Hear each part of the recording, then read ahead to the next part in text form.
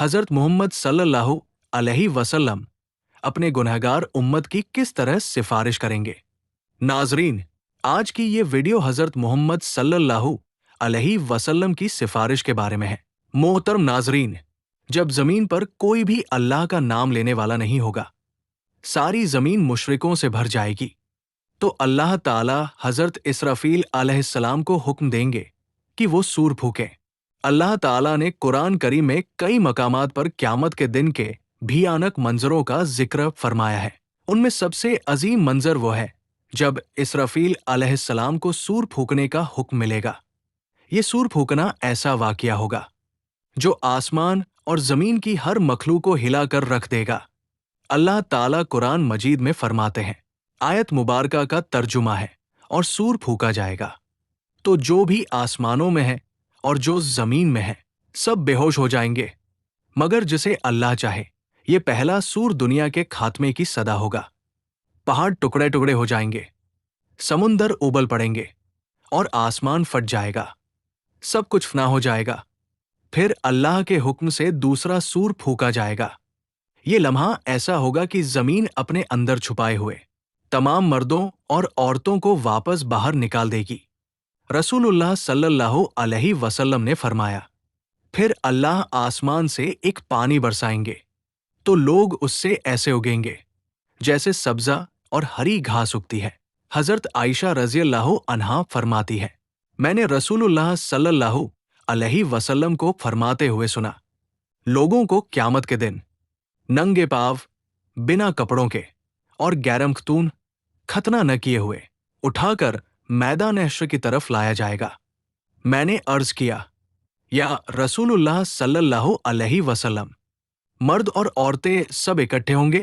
وہ تو ایک دوسرے کو دیکھیں گے۔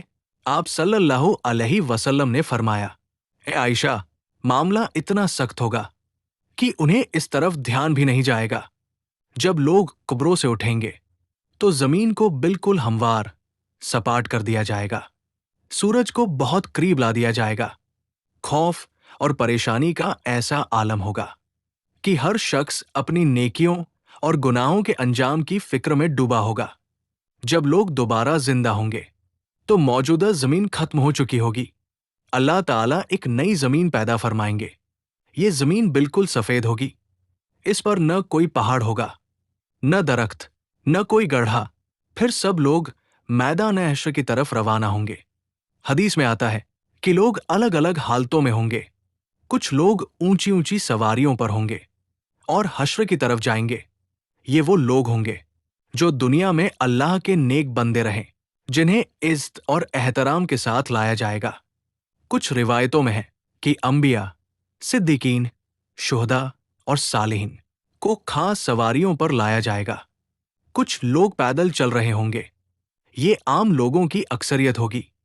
کچھ لوگ گھٹنوں کے بل گھسٹتے ہوئے آئیں گے، یہ وہ لوگ ہوں گے جن کے اعمال کمزور اور گناہ زیادہ ہوں گے، اور زمین کی سختی اور خوف انہیں سیدھا چلنے نہیں دے گا۔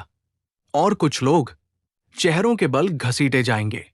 رسول اللہ صلی اللہ علیہ وسلم نے فرمایا، قیامت کے دن حشر کے میدان میں سورج کو مخلوق کے بہت قریب کر دیا جائے گا، یہاں تک کہ وہ ان سے 1 میل کے فاصلے پر رہ جائے گا۔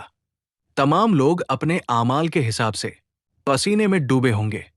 کچھ لوگوں کا پسینہ ٹخنوں تک ہوگا، کچھ کا گھٹنوں تک، کچھ کا کمر تک، اور کچھ ایسے ہوں گے جن کا پسینہ ان کے لیے لگام بن جائے گا۔ سب لوگ سخت تکلیف میں ہوں گے، شدید گرمی ہوگی، اور یہ دن 50,000 سال کے برابر ہوگا۔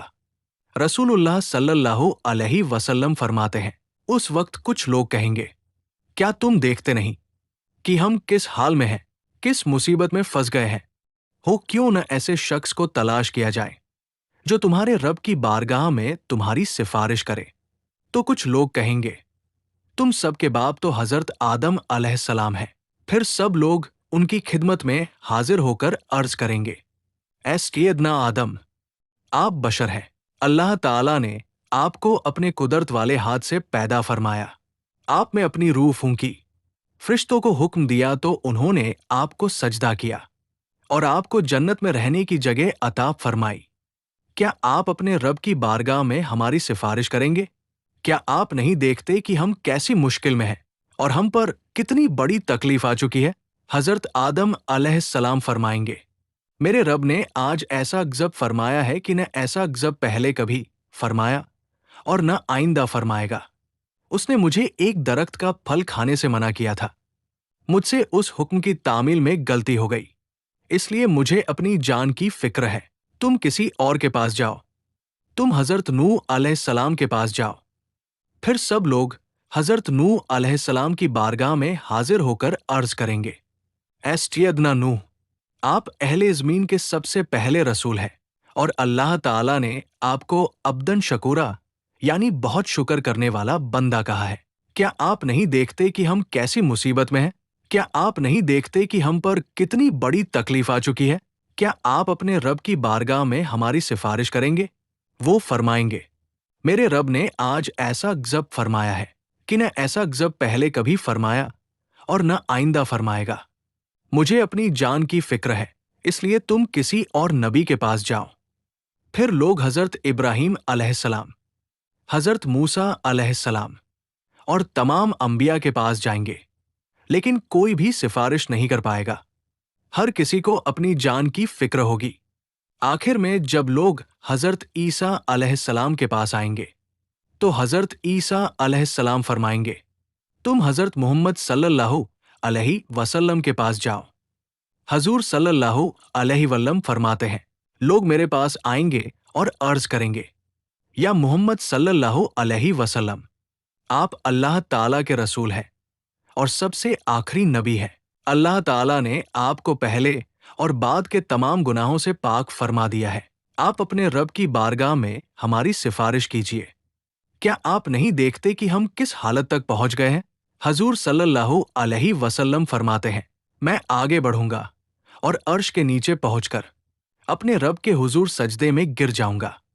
پھر اللہ تعالیٰ مجھ پر اپنی حمد و ثنا اور تعریف کے ایسے کلمات کھول دے گا جو مجھ سے پہلے کسی اور پر نہیں کھولے گئے ہوں گے۔ پھر کہا جائے گا، اے محمد صلی اللہ علیہ وسلم، اپنا سر اٹھائیے، سوال کیجیے، آپ کو عطا کیا جائے گا، سفارش کیجیے، آپ کی سفارش قبول کی جائے گی۔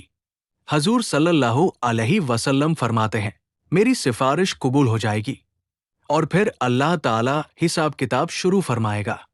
ابن کثیر رحمۃ اللہ علیہ اپنی تفسیر میں لکھتے ہیں، تم سے اللہ تعالیٰ کی نعمتوں پر شکر کے بارے میں پوچھا جائے گا کہ اللہ تعالیٰ نے تمہیں صحت، امن اور رزق جیسی نعمتیں عطا کی تو تم نے ان کے بدلے اللہ کا کیسا شکر ادا کیا اور اس کی کیسی بندگی کی۔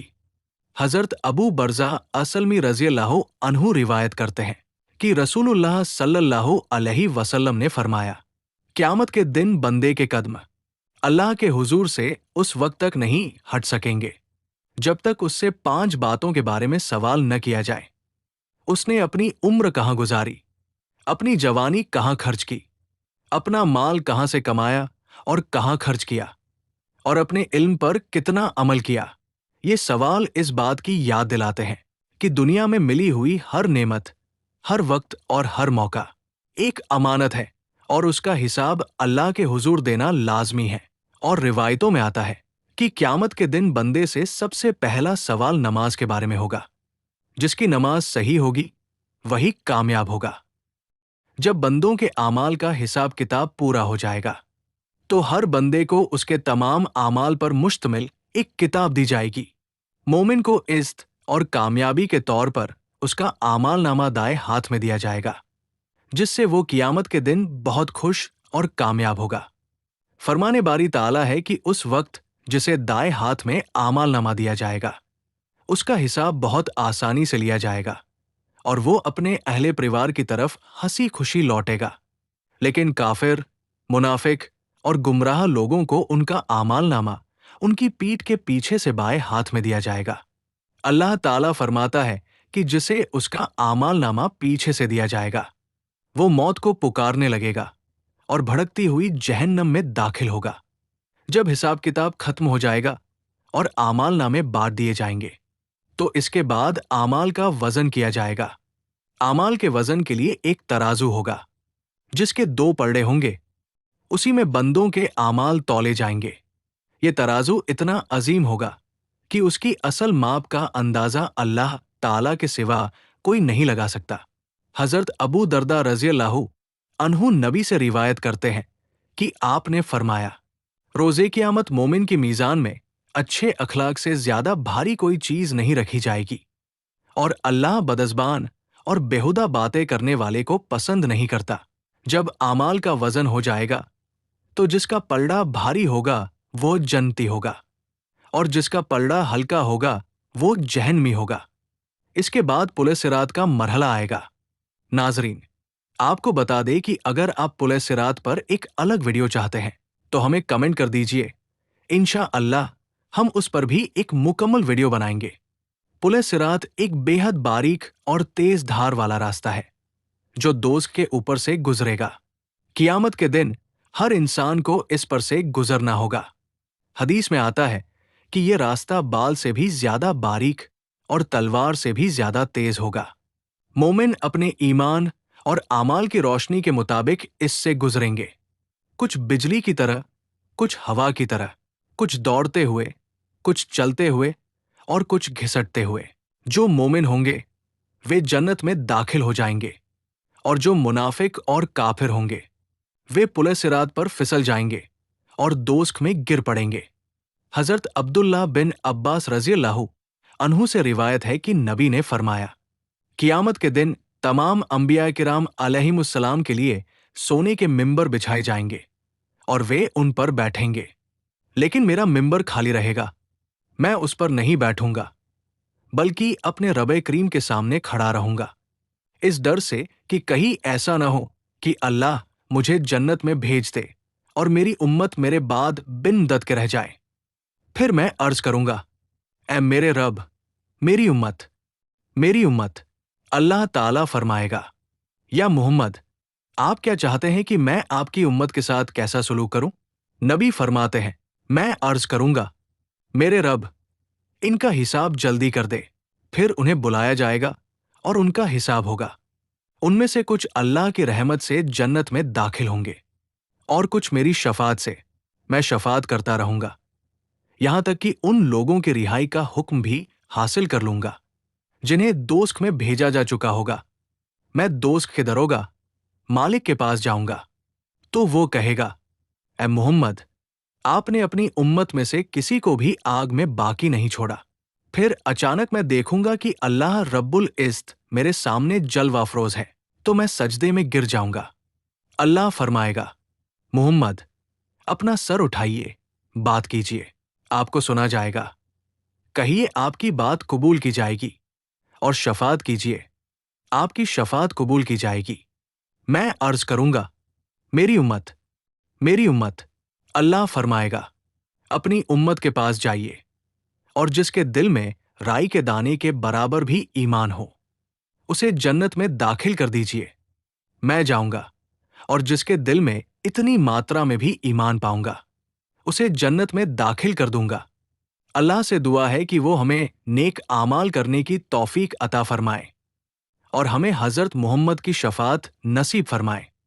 अगर आपको हमारी ये वीडियो पसंद आई हो तो कमेंट कीजिए, शेयर कीजिए, हमें हौसला दीजिए ताकि हम आपके लिए और भी अच्छी अच्छी वीडियो लाते रहें। हमें अपनी दुआओं में याद रखिए। अल्लाह हाफिज।